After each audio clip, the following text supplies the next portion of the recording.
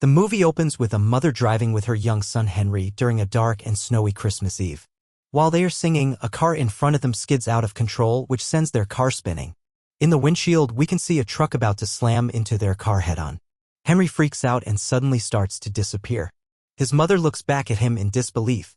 Young Henry finds himself naked and back in his house. But weirdly, he sees himself, his mother, and his father reading a book on the couch together. Henry gets scared and starts to disappear again. He finds himself back at the scene of the car accident, standing naked on the side of the road. A man suddenly appears, puts a blanket around him, and explains that he is Henry as an adult and they are time travelers. He tells him that his mother was killed and assures him that he is going to be okay. The older Henry disappears. We then see the older Henry standing naked inside a library where he works. We soon see that it's also Christmas Eve in his timeline and he sadly spends it alone at a restaurant. Time goes by, and at the library, Henry is approached by Clare, who is looking for a book. She looks at Henry as if she had met him before and tells him that she has known him all her life. Henry is confused, but Clare explains that an older-looking Henry had visited her numerous times, but she had never seen him this young. Henry shows interest in her and invites her on a date. As Henry gets ready, he travels to a dark alley while it's raining and breaks into a basement to steal clothes. The police find him and put him in the back of the car where he disappears. At the restaurant, Claire tells Henry about how she has known him all her life and that he has visited her since she was a little girl. She says that he visited her a lot, but she has never seen him this young. He explains that he visits certain places a lot because big events pull him in, like gravity. Claire says she must have been a big event. In the next scene, we see a 6-year-old Claire running through a field.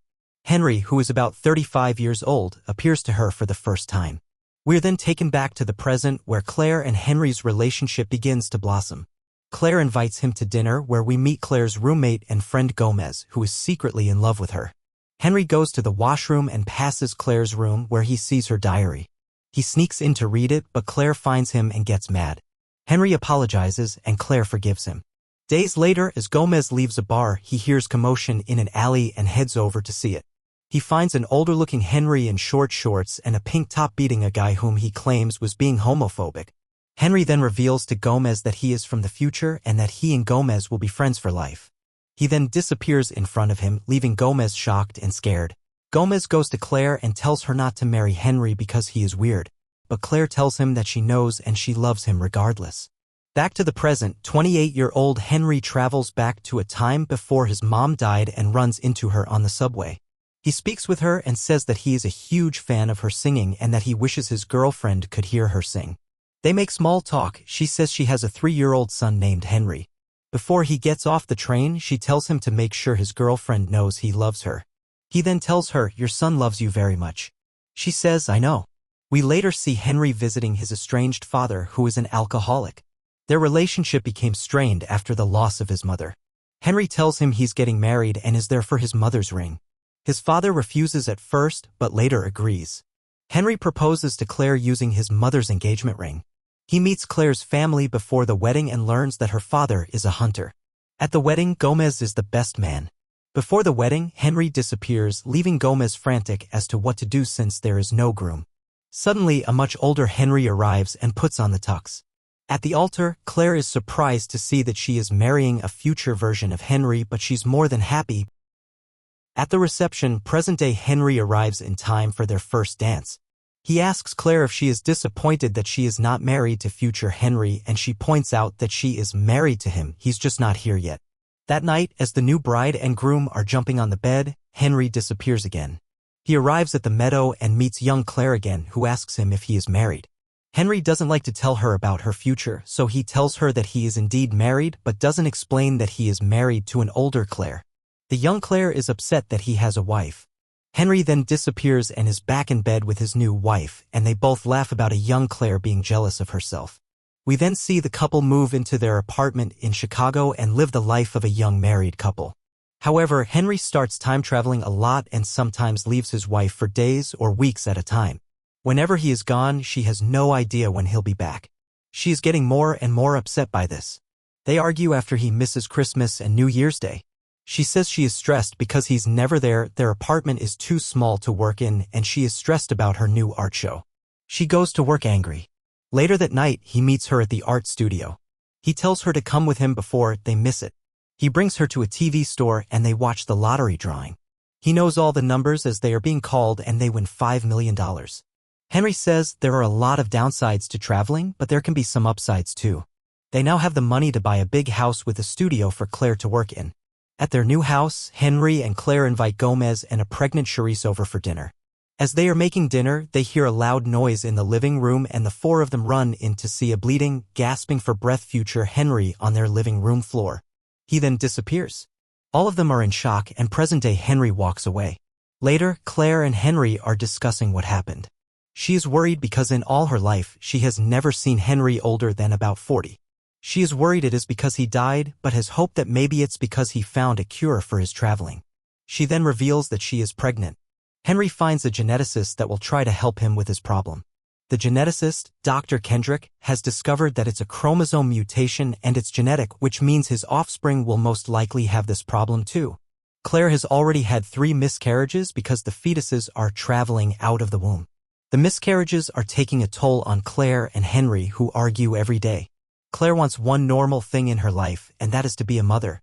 Henry doesn't want to put Claire through the stress of another miscarriage, and he also doesn't want a child to time travel without warning and be placed in possibly dangerous situations. He has a vasectomy without telling Claire, and after it's done he is upset, which causes him to travel. He ends up in the meadow with 18-year-old Claire. She can tell he's upset and he tells her that he did something he had to do, but she won't like it. She insists that he should tell her, and he angrily tells her that she is too young to understand anything yet. In Claire's art studio, he tells her about the vasectomy. She is very upset because she wants children and remembers that he led on an 18-year-old Claire in the meadow, which makes her angrier. Later that night, Henry is sleeping on the couch. Claire's cell phone rings and it's a young Henry calling. It's January and he is in a parking garage in Chicago and needs help. She goes to pick him up. When he gets in the car, she talks to him about being upset with the future version of him. She then kisses him. The next week, she tells present-day Henry what happened. She explains that she didn't cheat on him because, well, it's him. Later on, we discover that Claire is pregnant again for the 4th time. While trying to pick out a name for their future daughter, Henry travels. He ends up at a museum and while walking out, a little girl yells, "Daddy." Henry turns and a 10-year-old girl is hugging him. She says her name is Alba and she misses him. Alba also has the ability to time travel, but for some reason she can control it. She also tells him that he died when she was 5 years old. Henry is upset by this, but back in the present day, he only tells Claire that he met their daughter. She is beautiful and smart and they name her Alba. We then see Alba being born and a montage of the next 5 years. As they are getting ready for Alba's 5th birthday, you can see that Henry is upset. While Henry is preoccupied with party preparations and thoughts of his own death, an older version of Alba visits and tells present-day Alba that her father will die when she is 5. An upset Alba tells Claire later that night about Henry's death. Later on, Henry travels and is gone for a while. When he gets back, he is suffering from hypothermia and needs to be confined to a wheelchair in order to save his leg. Claire tells Dr. Kendrick that if Henry can't run, he won't be able to help himself when he travels and he could die. During Henry's travels, he finds out that he will die on the coming New Year's Eve. When New Year's Eve arrives, Claire and Henry throw a party.